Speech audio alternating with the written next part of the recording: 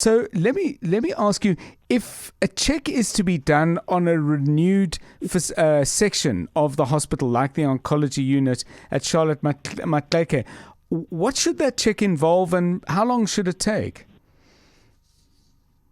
Well, John, I am surprised to hear that the fire department has committed themselves to an opinion in this matter, because they are the first to tell you that a building cannot be partially protected. Yes. And so in the fire department, there's not a single soul that is qualified enough to do what they now pretend that they are going to do.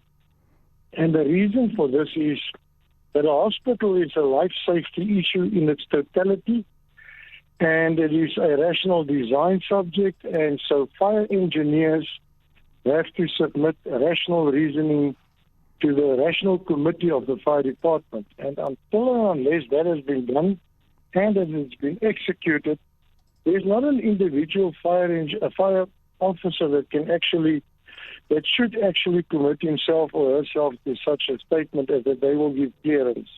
So let me make sure I understand you correctly.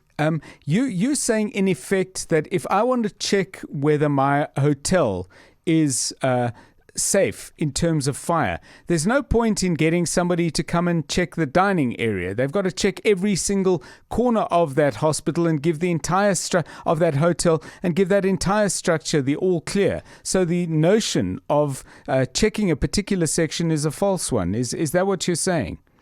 Yeah, precisely so. And it's not only fire regulations. I mean, the OSH Act is also at play here, and the fire department has no say over the OSH Act. And occupational safety and health, eh?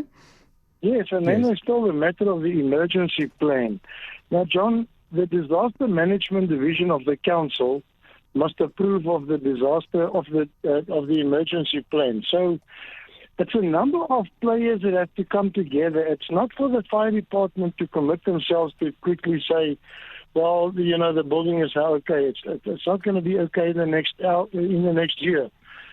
The entire complex has to be reviewed in terms of rational reasoning by fire engineers. It's not even the likes of me to say this is what needs to happen. It's fire engineers that have to do it, and that's what the national building regulations require. News. Experts. Analysis. Where things stand. What you need to know. Drive home with John Perlman On 702.